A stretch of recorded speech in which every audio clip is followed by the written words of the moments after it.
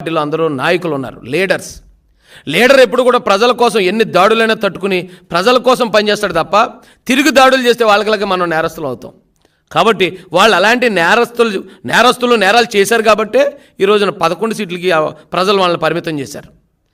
ఇక్కడ నారా చంద్రబాబు నాయుడు గారు ఆయన చంపేద్దాం అనుకున్నారు, ఆయన మీద దాడులు చేశారు, తప్పుడు కేసులు పెట్టారు, జైల్లో ఆయన చంపేద్దామని ట్రై చేశారు. నారా లోకేష్ గారి మీద 1కి 10 సార్లు దాడులు చేపించారు, రాళ్ళు ఇచ్చి కొట్టించారు, ఆయన చంపుదామని ప్రయత్నించారు. తెలుగుదేశం పార్టీ కార్యకర్తలు అందరి మీద, తల్లి లాంటి భువనేశ్వరమ్మ మీద ఎంత దారుణమైన నేరస్తులు. జగన్మోహన్ రెడ్డి గారి నేరస్తుడు, అవినాష్ రెడ్డి మర్డర్ కేసులో నేరస్తుడు, అతను ఆల్రెడీ బెయిల్ మీద బయట ఉన్నాడు. ఈ అనంతబాబు అనేవాడు చంపేసి డెడ్ బాడీ ఎమ్మెల్సీలు, ఎమ్మెల్యేలు, మంత్రులు, అంబటి రాంబాబు మంత్రి మహిళలతో అసభ్యంగా ప్రవర్తించాడు. గోరంట్ల మాధవ్ ఎంపీ మహిళలతో న్యూడ్గా వీడియో కాల్ మాట్లాడుతూ దొరికేశాడు. ఇంత నేరస్తులని ఈ భూతాలన్నింటినీ 2024 ఎలక్షన్తో మొత్తం సమాధి చేసి పారేశారండి నారా చంద్రబాబు నాయుడు గారు. అలాంటి వ్యక్తి ఈ రోజున రాష్ట్రాన్ని అభివృద్ధిలోకి తీసుకెళ్తా ఉంటే ఇది నేరాంధ్రప్రదేశ్గా మారిపోయిందట. ఇక్కడి నుంచి టీడీపీని క్విట్ చేయాలట. వీళ్ళు మాట్లాడే మాటలు, వీళ్ళు చేసే ప్రచారాలు. నేను ఈ రాష్ట్ర ప్రజలకి ఒకటే చెప్పాలనుకుంటున్నానండి, నారా చంద్రబాబు నాయుడు గారు ఇక్కడున్న మంచి వ్యక్తులందరి సహకారంతో ఈ వైసీపీ భూతాలన్నింటినీ సమాధి చేశారు. ఆ సమాధి నుంచే మళ్ళీ ఆ సమాధిని బద్దలు కొట్టుకుని ఎలాగైతే అరుంధతి సినిమాలో విలన్ బయట రావాలనుకున్నాడో ఈ భూతాలన్నీ మళ్ళీ అలా బయట రావడానికి ప్రయత్నిస్తున్నాయి. ఈ భూతాలను కనుక ఆ సమాధుల్లోంచి బయటికి రానిచ్చామా ఈ ఆంధ్రప్రదేశ్ని మొత్తం శ్మశానం చేసేస్తాయి.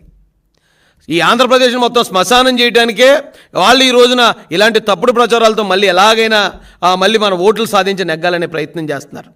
ఈ రాష్ట్ర ప్రజలందరూ అవసరమైతే 1కి 10 సార్లు ఆలోచించండి ఈ తప్పుడు ప్రచారాలని.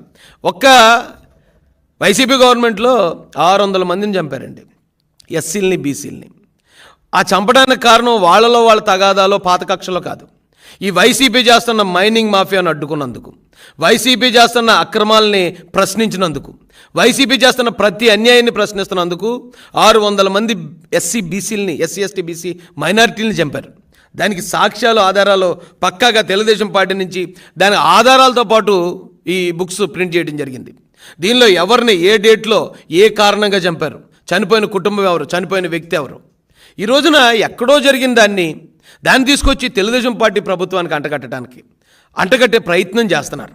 ఇది చాలా తప్పండి. ఈ రాష్ట్ర ప్రజలు వీళ్ళు చేసి ఈ తప్పుడు ప్రచారాలని అర్థం చేసుకోవాలి. ఈ పిన్నెల్లి అనేవాడు ఒకడే దాదాపుగా 8 మర్డర్లు, దాడులు, 79 దాడులు, ఎస్సీ బీసీ మైనార్టీల మీద 51 దాడులు అటండి. ఆ 71 దాడుల్లో దీనిలో 8 మంది తెలుగుదేశం కార్యకర్తలను చంపించారట. దీనిలో క్లియర్గా ఉంది ఆ తెలుగుదేశం పార్టీ కార్యకర్తల పేర్లతో సహా.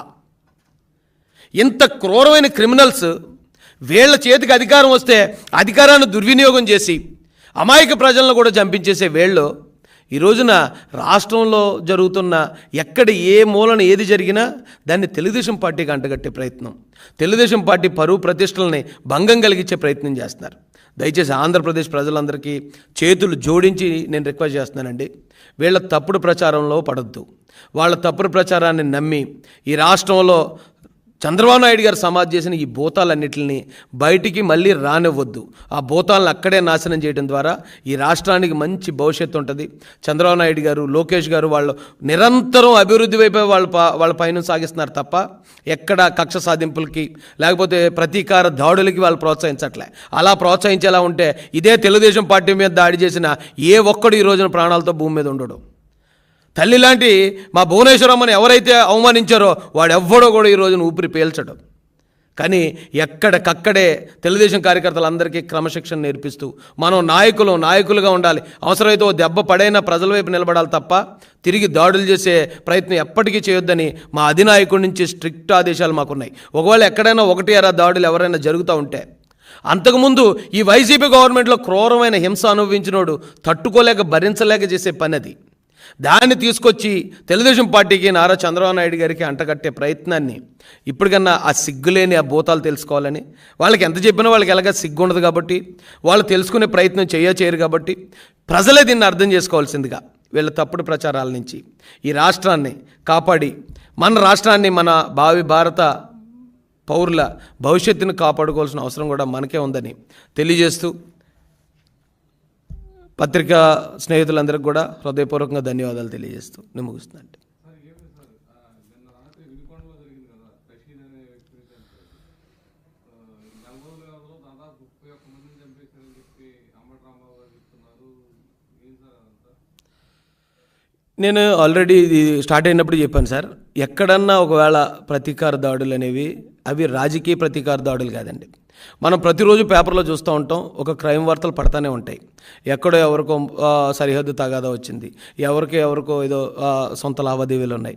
ఇలా జరిగిన ప్రతిదాన్ని కూడా వీళ్ళు పార్టీకి అంటగట్టి, తద్వారా ఇది మేము తెలుగుదేశం పార్టీ ప్రతీకార దాడులు తెగబడుతుంది 31 మంది. ఈ గవర్నమెంట్ వచ్చిన తర్వాత 8 మంది చనిపోయారు తెలుగుదేశం కార్యకర్తలు. అది పక్కాగా వైసీపీ కార్యకర్తల చేతిలో హత్య గావించబడ్డారు. దాన్ని తప్పుదోవ పట్టించడం కోసం, లేదా ఇప్పుడు రీసెంట్గా విజయసాయిరెడ్డి గర్భాధానం కార్యక్రమం ఒకటి జరుగుతుంది. ఆ గర్భాధానం అనే దాన్ని వాళ్ళ టాపిక్ డైవర్ట్ చేయడం కోసం ఇలాంటి తప్పుడు ప్రచారాలు చేస్తున్నారు సార్.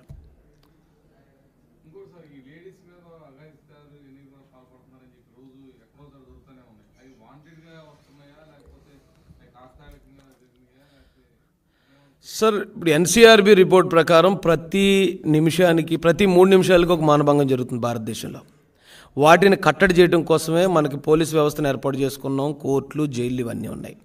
కానీ ఒక నేరం జరుగుతుందని ముందుగా ఊహించి దాన్ని ఆపే మెకానిజం ఇప్పటి వరకు భారతదేశంలో కాదని ప్రపంచంలో ఎక్కడా లేదు. ఈ భారతదేశంలో అన్ని చోట్ల జరిగేవే. మీకు ఉదాహరణ చెప్తాను. 2020, 21, 22కి ఎన్సీఆర్బీ రిలీజ్ చేసిన రికార్డ్స్ ప్రకారం 2021కి 1018 మంది మహిళల మీద అఘాయిత్యాలు జరిగాయి ఆంధ్రప్రదేశ్లో. 21, 22కి 1188 అఘాయిత్యాలు జరిగాయి ఆంధ్రప్రదేశ్లో. కానీ జగన్మోహన్ రెడ్డి అతని పార్టీ, అతని నాయకులు, అతని పోలీసులను ఉపయోగించుకుని చేసే నేరాలనే మేము ఎప్పుడు పాయింట్అవుట్ చేసాం తప్ప, ఎక్కడో జరిగే కామన్ నేరాలని మేము ఎప్పుడు కూడా జగన్మోహన్ రెడ్డికి ఆపాదించలేదు. ఆ కామన్ నేరాలు ఏమైతే ఉన్నాయో వాటికి ఇమీడియట్గా ఇప్పుడు తెలుగుదేశం కూటమి ప్రభుత్వంలో తక్షణ చర్యలు తీసుకుంటున్నారండి. ఎక్కడన్నా నేరానికి